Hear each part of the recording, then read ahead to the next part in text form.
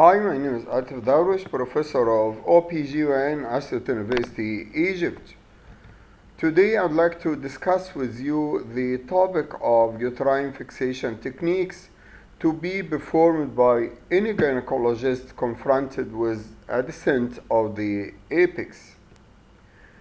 Apical pelvic organ prolapse means descent of the apex, which is either the cervix of the patient has an intact uterus, like the case on the left side, or the vault, which is the apex of her genital organs after hysterectomy operations. If you perform any vaginal procedure to correct this apical pelvic organ prolapse without fixation, failure will be the result because the apex is not fixed to a fixed point to avoid redescent. Prior to fixation of the apex, you should know how to diagnose pelvic organ prolapse properly, and there is a lecture on the same channel on the diagnostic approach of pelvic organ prolapse with different classifications and a practical approach to identify the stage and the part to be corrected of the genital organs. But generally speaking, if we perform fixation operation, the apex should be at least stage 2 or more, because we will perform an invasive procedure to fix the apex. It should have a good descent to be corrected.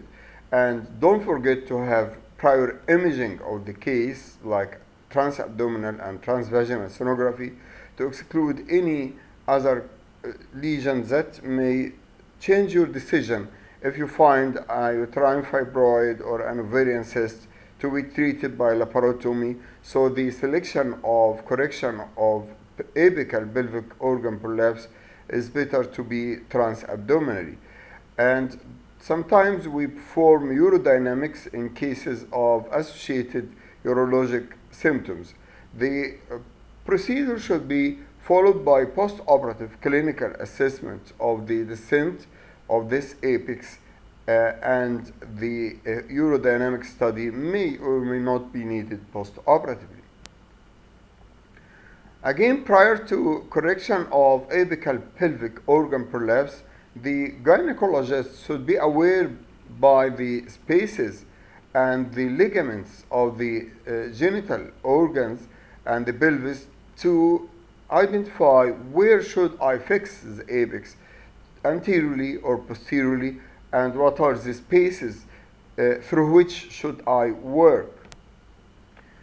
We know that anteriorly there is the pectineal or Cooper's ligament, which is used for anterior fixation transabdominally, and posteriorly the uterosacral ligaments and anterior longitudinal ligament of the sacrum. Regarding vaginal approach, we should know the sacrospinous ligament, which is used for fixation procedures. So the goals of fixation is to maximize patient satisfaction and to return the pelvic organs to their original position, in addition to improvement of the quality of life. The optimal surgical approach for correction of apical pelvic organ prolapse remains controversial. This means that we decide to select an operation for correction of the apical pelvic organ prolapse depending whether we will perform a reconstructive or obliterative procedure. We will perform concomitant hysterectomy, concomitant abdominal operation for fibroids, ovarian cysts, endometriosis, or whatever, surgical route for repair of multiple sites of prolapse, concomitant anti-incontinence surgery, or use of surgical mesh or not. These are the items should be put in mind during selection of the fixation technique. So if you decide vaginal approach, it has some advantages. It can be a reconstructive approach or obliterative approach. can be used for concomitant vaginal hysterectomy, for correction of multiple site prolapse, for treatment of stress incontinence as well. But the vaginal approach is not ideal, is not optimal for the use of surgical mesh. If you decided to use a mesh, don't use the vaginal approach. It is only through the abdominal approach. On the other hand, the abdominal approach has the advantages of being used for reconstruction of the genital organs, for concomitant hysterectomy abdominally, and for concomitant anti-incontinence surgery, but it is not suitable for obliteration or for treatment of multiple site prolapse. Another advantage of abdominal approach is the possibility of usage of surgical mesh, which is not used for vaginal approach at all. In short, we can summarize the fixation techniques into restorative and obliterative, which means restorative of the normal anatomy and keeping the organs in place, which can be performed vaginally or abdominally. Usually, abdominal procedure is classified into anterior compartment procedures or posterior compartment procedures. And the abdominal approach can be performed by laparotomy, by laparoscopy, or robotic surgery. And obliterative procedures are performed vaginally. Regarding corrective vaginal fixation techniques, they are advantageous over abdominal procedures because no laparotomy and its sequelae, concomitant vaginal prolapse repair like cystocele, enterocele, and other types of prolapse can be corrected vaginally with the vaginal approach. And the most common technique for vaginal approach for fixation is the sacrospinous ligament fixation, but endopelvic fascia repair, iliococcygeal fascia suspension, high uterosacral ligament suspension are techniques for corrective vaginal approach for apical pelvic organ prolapse. Regarding the obliterative techniques, they are colpopexy, which is done vaginally in all the cases without sexual intercourse, and which means obliteration of the vagina by suturing of the vaginal walls anteriorly to posteriorly to avoid descent of the apex. If we try to perform vaginal correction of apical pelvic organ prolapse, we should properly know the anatomy of sacrospinous ligament, which is a cord-like structure located in the coccygeus muscle. The important landmark of the sacrospinous ligament is the ischial spine. So you have to feel the ischial spine after opening of the paravaginal space and pararectal space to reach to the ischial spine and to feel it, and then dissect medially to expose this important ligament. It's a very strong ligament, and if you properly fix the apex to it, it will be a very successful place for correction. However, if you decide sacrospinous ligament fixation operation for your case, you should know that the key of success is two things. Number one, good exposure of the ligament after its proper dissection, and the second point is how to take the stitch, which is very deep, and how to grasp the stitch after fixation into the ligament. So special instrumentations like longer bladed retractors and special kneeing instruments are required for fixation of the stitch to the sacrospinous ligament. Of course, the suture should be permanent suture to avoid redescent of the apex. And exposure of the ligament is mandatory, and you can feel it, and don't take the stitch medial or lateral to the proper site, which is 2 fingers from the ischial spines, to avoid vascular or nerve injuries of the pudendal nerves or vessels. and palpation and dissection is an important issue to have good access. The disadvantages of sacrospinous ligament fixation is being a tedious operation with special needles, special experience, narrow field, possible vascular and nerve injuries, dyspareunia, which is a common complaint in many patients, up to around 20% of cases, and high recurrence rate in up to 29% of cases. Of course, the success of this operation and the disadvantages can improve after frequent performing of this operation. The abdominal approach, as I told you, may be anterior compartment or posterior compartment. Anterior compartment is usually easier because no exposure of the colon and the intestine, so it is easy for access, and at the same time it carries the risk of enterocele because the axis of genital organs is deviated anteriorly, so there is a space for enterocele descent.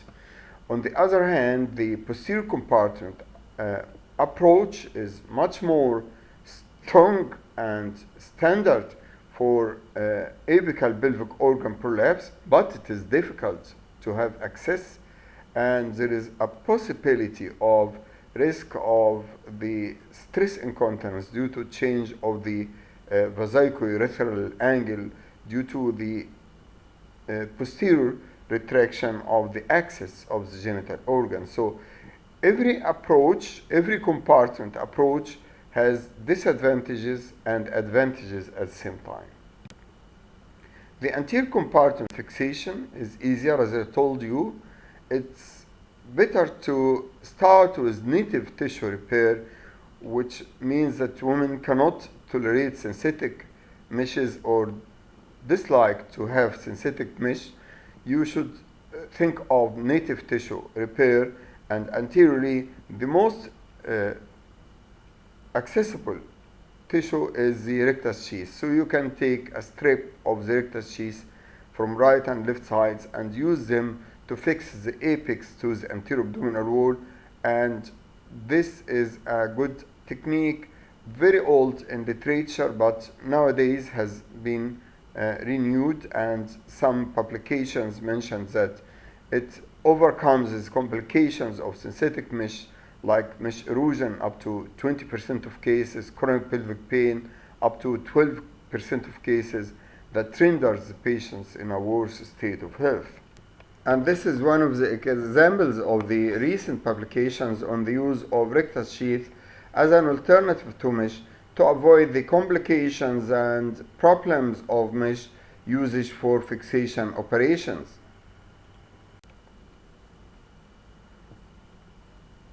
Some use a permanent stitch in the apex and fix it to the anterior abdominal wall in the rectus sheath and make this stitch underneath the peritoneum to avoid entrapping of the intestine inside the stitch. However, there is a risk of bladder injury, bladder irritation by the stitch. Closure of Douglas pouch is mandatory to avoid enterocele, and this closure may be associated with ureteric kink and some adhesions. It is not anatomic 100%. It interferes with subsequent cesarean section operations, and many cases had cutting of the stitch during cesarean section unintentionally, and there is a risk of subsequent rupture uterus in some cases. This technique of fixation is performed abdominally and can be performed laparoscopically by fixing the cervix, which is isthmus, to the anterior abdominal wall. And again, laparoscopic approach is much more easier than laparotomy, but it is difficult, and suturing with Douglas pouch risk of ureteric kinking is a little bit time consuming with some post-operative dragging pain, as published in some of these studies. And recently some publications on the laparoscopic fixation of the uterus to the anterior abdominal wall with the use of overfacial mesh. Another anterior compartment approach for fixation is to fix the apex to the pectineal ligament, and this can be performed bilaterally, bilateral iliopectineal ligament fixation, and you can fix the apex by using a mesh or Mercillian tape to this very strong and effective ligament for fixation. And in this picture you can see the surgical anatomy of the pectineal ligament, where it is medially attached to the pubic tubercle, where it meets the inguinal ligament and lacunar ligament, while it translaterally along the pecten pubis and slowly thins out along this its course. So it is a very strong ligament, and it is advantageous to fix the apex to this ligament. And again, this is the surgical anatomy, and during laparoscopy the arrows show the site of peritoneal incision to reach the pectineal ligament. You should open lateral to the obliterated umbilical arteries and medial to the iliac vessels, and the incision should be parallel to the round ligament to avoid vascular injury. And after dissection of the urinary bladder, if the patient has an intact uterus, you should reach the round ligament and reach an area between the obliterated umbilical ligament and the external iliac vessels. And incision between the obliterated umbilical ligament and the external iliac vessels is essential to open the peritoneum and dissect the adipose tissue and areolar tissue. And this is the site of incision by laparoscopy to reach this ligament. And the ligament is characteristically snow white, thick, slippery ligament, and it is seen in these pictures clearly. And if you see it once, you cannot miss its appearance by laparoscopy. And you have to take a stitch in this ligament and take care that the tip of the needle should be from lateral to medial to avoid unintentional injuries of the iliac vessels. And this is the stitch taking by laparoscopy and exposure of this ligament adjacent to the insertion of the iliopsoas muscle. And you can take a stitch in the cervix to fix the mesh or the Mercillian tape to avoid its slippage. And this is a picture of taking a stitch in the cervix after doing a stitch in the pectineal ligament on the right and left sides to avoid looseness or slippage of this stitch from the cervix. And this is the appearance of the pectineal ligament suturing bilaterally to fix the apex. The advantages of pectineal ligament fixation, which is called Pectopexy, include: number one, the ligament is very strong, and it is stronger than the sacrospinous ligament and arcus tendinous of the pelvic fascia.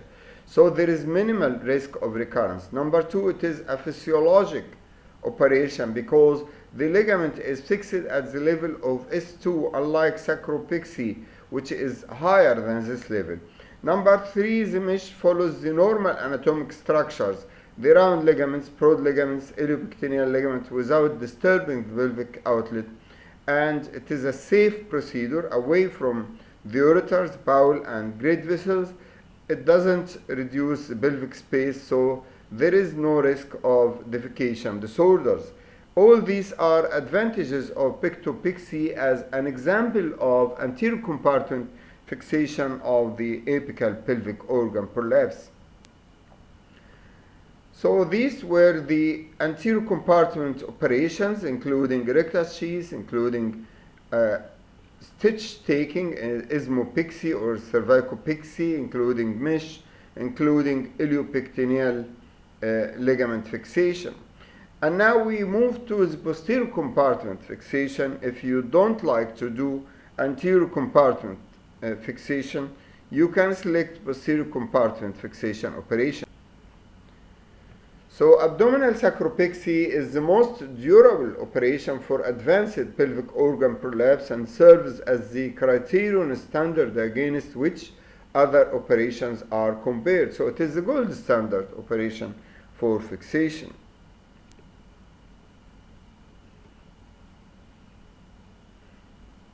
It can be done by open surgery using a polypropylene mesh, which is a preferred graft for this approach, with the lowest inpatient cost compared to laparoscopy or robotic surgery, which are more expensive, higher success rates than the sacrospinous ligament fixation, with less recurrence, lower risk of awareness of prolapse, less stress, urinary incontinence, and less post-operative dyspareunia.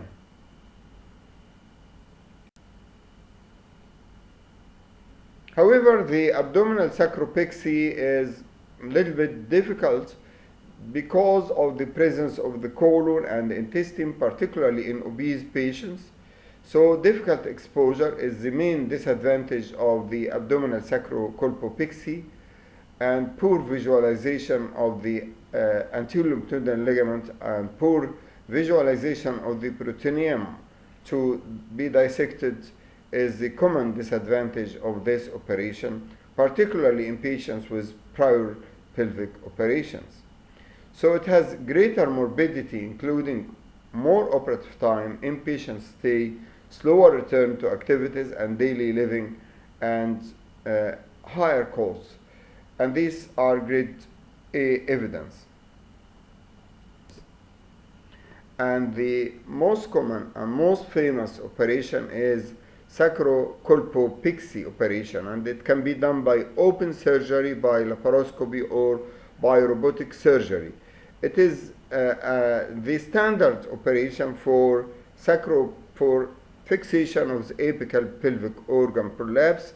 If it is done by laparoscopy, this is the advantage of doing a minimally invasive surgery with greater precision, control during the procedure, less pain, less blood loss, better cosmosis, shorter hospitalization, with high success rate up to 90% of cases. And this is the appearance of the sacropexy, taking a mesh into the anterior longitudinal ligament of the sacrum towards the apex to fix it to this side. If this procedure is done by robotic surgery is more precise, better view, better suturing with 360 degrees rotatory movements of the instruments, but it is more time consuming, very expensive, and the outcome of this operation, if done by robotic surgery, is more or less similar to laparoscopic surgery. Now we have anterior compartment operations and posterior compartment operations. How to select? I told you in the beginning it depends upon different factors like associated vaginal prolapse, like cystocele, rectocele, or whatever, associated urinary symptoms. Do you need to do mesh fixation or not? Do you need a hysterectomy or not? So these are the factors contributing for the selection of anterior or posterior compartment fixation. And many studies try to compare the anterior and posterior compartment fixation, and open versus laparoscopic approach. Both techniques were effective, with no patient in the sample experienced with apical recurrence, and no differences between the results of laparoscopic sacrocolpopexy and open sacropexy in some other studies. Very important to know that when you select the type of mesh for sacropexy or any other fixation operation, the mesh should be with the following criteria: should be macroporous, light, and monofilament.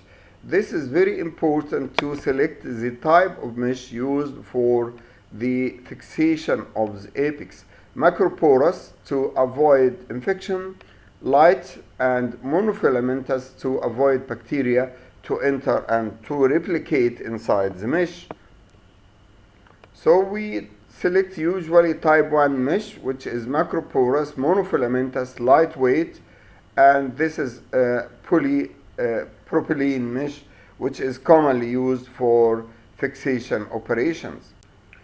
If you are interested in the fixation operations, you should know the FDA Recommendations, which has been published in 2019, that the FDA ordered all manufacturers of surgical mesh intended for vaginal use to stop selling and distributing their products immediately, owing to the lack of evidence concerning the safety of vaginal approach by using mesh and the effectiveness of these devices.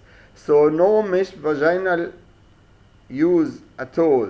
The mesh can be used abdominally, and even the abdominal use of mesh is under investigation and may have some new recommendations, but at the moment there is none use of mesh vaginally. It can be used abdominally only. So we have vaginal approach and abdominal approach. Abdominal approach can be anterior compartment or posterior compartment fixation operations. Every approach has its advantages and disadvantages, but generally speaking, most of these approaches are difficult to practice. So we try to make a combination of vaginal approach and laparoscopic approach as a tool for simplification of fixation operations. And this paper has been published in the International Urogynecologic Journal on uterus sparing vaginal laparoscopic sacrocolpopexy for apical pelvic organ prolapse. It starts by vaginal approach by doing posterior colpotomy and dissection of the vagina and the peritoneum until you reach the uterosacral ligaments bilaterally. At that point, you grasp the uterosacral ligaments with Alice forceps and make stitch of the mesh strip into the uterosacral ligaments vaginally. It is very simple, very easy, less time consuming, and then you insert the rest of the mesh or the free end of the mesh intraperitoneally, and then we close the skin of the vagina after fixation of the mesh to the uterosacral ligaments bilaterally. So the mesh is now fixed to the uterosacral ligaments vaginally, and this is a very short procedure, takes around 10 minutes, and you can complete this part of the operation. At laparoscopy, the colon is pushed to one side, which is the left side, by the assistant or a nurse, and you start to open the peritoneum over the sacral promontory, and trial of dissection of the adipose tissue and cellular tissue to expose the anterior longitudinal ligament of the sacrum, which is very important to be fixed to the apex of the genital organs. Dissection is done step by step to avoid any vascular complications or any unintentional injury of the vital organs. And dissection can be extended to a little bit towards the sacrum to facilitate the exposure of the anterior longitudinal ligament of the sacrum. And now the sacral promontory is starting to be exposed, and the promontory is exposed, but we don't fix to the promontory, we fix to the ligament, which is the anterior longitudinal ligament of the sacrum. So again, dissection until we reach the anterior longitudinal ligament of the sacrum to be well exposed to fix the mesh to this ligament. And the overlying tissues are dissected until good exposure, and then we are trying to pass the mesh underneath the peritoneum to avoid entrapping of the intestine to the mesh, and this is the mesh fixed to the uterosacral ligament by the vaginal approach, and now the mesh, the free border of the mesh is grasped by a toothed grasping forceps underneath the peritoneum to be taken up to the site of fixation to the anterior longitudinal ligament of the sacrum, and the mesh is now trying to be fixed to the anterior longitudinal ligament by a fixation device, by a screw, to be fixed to this ligament without taking stitches intraperitoneally.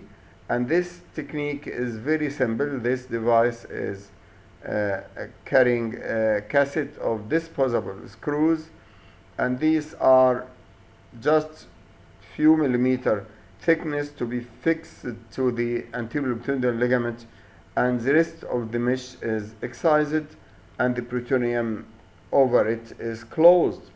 So by this way we performed laparoscopic approach without suturing and vaginal approach fixing the mesh to the uterosacral ligament, and this technique has advantages of being no vaginal mesh because the mesh is intra-abdominally and fixed to the uterosacral ligament, no suturing intraperitoneally, which is time consuming, no excessive dissection, just exposure of the anterior longitudinal ligament of sacrum to be fixed by the stapling device.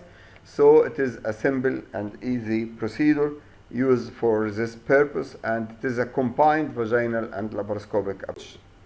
So it is simple, feasible, effective, fast, and without suturing, without retractor, without special devices, and the most of the operation is done in a simple way and it showed effectiveness of success rate of 93.3% of cases of this study. So it is a very effective also for fixation of the apex.